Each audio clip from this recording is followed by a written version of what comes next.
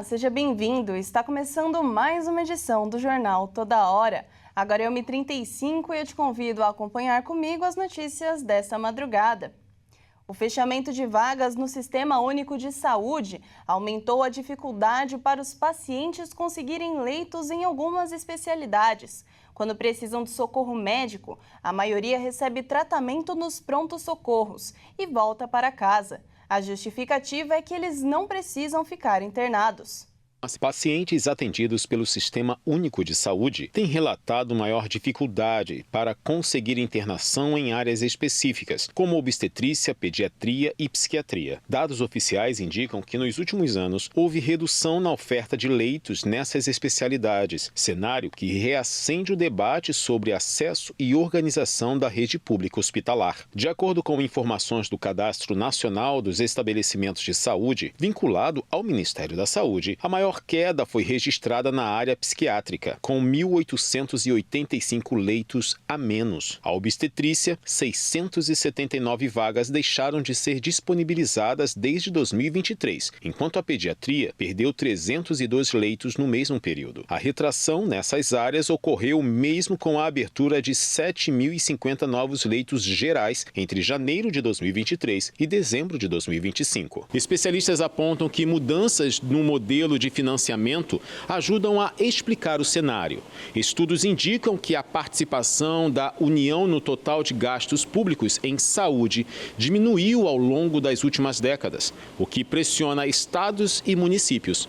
Para analistas, esse reequilíbrio orçamentário pode impactar diretamente a manutenção de estruturas hospitalares e a ampliação de serviços especializados. Outro fator citado é a transformação do próprio modelo assistencial. Avanços tecnológicos e novas diretrizes clínicas reduziram a necessidade de internações prolongadas, já que muitos tratamentos, antes restritos ao ambiente hospitalar, passaram a ser realizados em regime ambulatorial ou até domiciliar. No caso da saúde mental, pesquisadores da Fundação Oswaldo Cruz atribuem parte da diminuição dos leitos à consolidação da reforma psiquiátrica, que prioriza o atendimento em centros de atenção psicossocial, com foco no cuidado comunitário, em vez da internação de longa permanência. Ainda assim, especialistas alertam para os efeitos da redução em áreas sensíveis, como a obstetrícia, em um país que ainda enfrenta desafios relacionados à mortalidade materna. Dados do painel de monitoramento do Ministério da Saúde registraram quase 43 mil mortes associadas à gestação, parto ou puerpério apenas em 2025. Para pesquisadores, mesmo com a queda nas taxas de fecundidade, é fundamental manter uma rede estruturada de maternidades e leitos especializados para evitar óbitos que poderiam ser prevenidos. E um estudo apontou que as mulheres sofrem mais de dor crônica do que os homens. Uma das explicações é de que deve estar relacionado com as diferenças do sistema imunológico. Para estes casos, uma pesquisa poderá ajudar a desenvolver novos tratamentos, reduzindo o uso de analgésicos.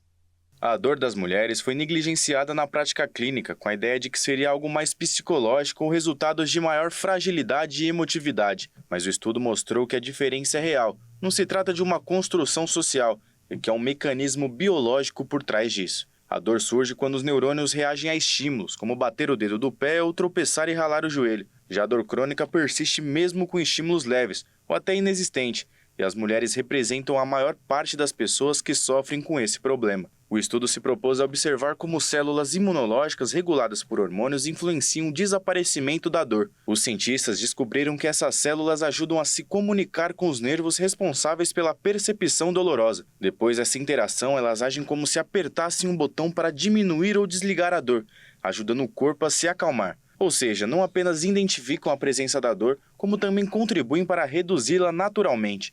No início, os cientistas nem estavam tentando comparar machos e fêmeas, mas ao analisarem os resultados, perceberam algo bastante claro. Nas fêmeas, a dor demorava mais para desaparecer, e as células responsáveis por desligá-la não atuavam com a mesma intensidade. De acordo com o estudo, essas células são mais práticas nos machos, o que pode ser explicado pelos níveis mais elevados de hormônios sexuais, como a testosterona. Os pesquisadores acreditam que a nova descoberta pode abrir caminhos para melhorar o tratamento da dor.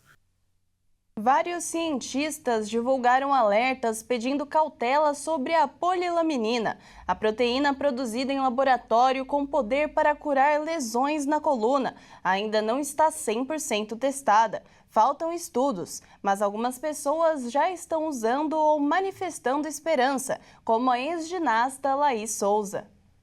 A polilaminina é uma proteína extraída que vem sendo estudada como base de um medicamento capaz de estimular a regeneração das fibras do sistema nervoso. Nas últimas semanas, a proteína ganhou destaque depois que um homem com lesão medular relatou que melhorou consideravelmente depois de usar a substância. Com a imensa repercussão, cientistas e entidades fizeram um alerta para o risco de confundirem a pesquisa, que ainda está em fase experimental, com um medicamento de aplicação clínica já consolidado. A preocupação é tão grande que a Sociedade Brasileira para o Progresso da Ciência e a Academia Brasileira de Ciências fizeram juntas um editorial explicando sobre a pesquisa, defendendo os questionamentos sobre as evidências da substância, fóruns técnicos apropriados, com transparência metodológica e exposição midiática prematura.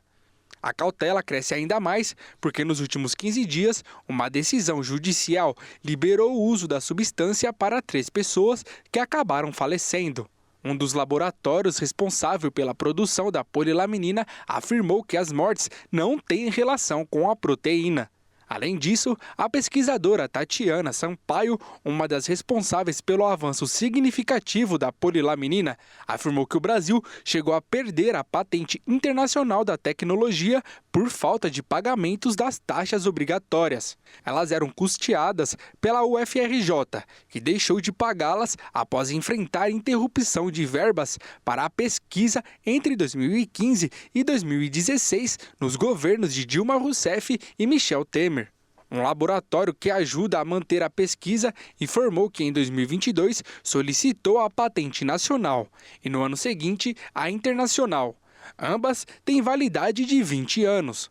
Como ainda está em fase inicial, a substância ainda não está liberada para o uso geral. Mas um grande passo foi dado após a Anvisa autorizar o início da fase 1 dos estudos clínicos, que avalia a segurança do medicamento em humanos. Inclusive, 5 pacientes serão recrutados e acompanhados por 6 meses. Quem também olha com atenção é a ex-ginasta Laís Souza. Ela sofreu um grave acidente medular quando treinava para participar da Olimpíada de Inverno de 2014. Em um post na rede social, Laís disse que acompanha com atenção as notícias e o avanço das pesquisas. Essa edição do Jornal Toda Hora fica por aqui. Acompanhe nosso canal no YouTube, onde você pode conferir todos os nossos jornais e se manter bem informado. Nos veremos novamente às 2h50 com mais notícias. Até logo!